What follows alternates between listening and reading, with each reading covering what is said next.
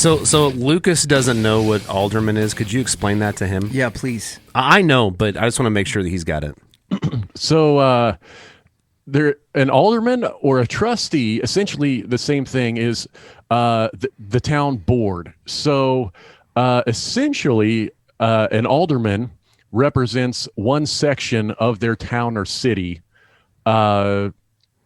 Basically a small scale version of the Senate, I guess, is how you could call, or Congress, more like it, because Congress, like you a have one person. Councilman.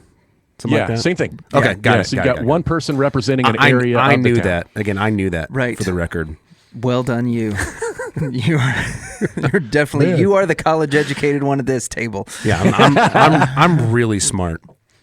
All right, so you win the mayoral election. You actually do have a heart for improving the community. April Ludgate resigns. Yeah. What are you most proud of as the mayor of your hometown? What's the accomplishment that you're most proud of that you were able to do as mayor? Well, one of the big problems that our town had was we have our own water system, and so we got one guy who knows how to run the water system. One guy who had been running the water system for like 50 years and, could retire or, pass away at any point.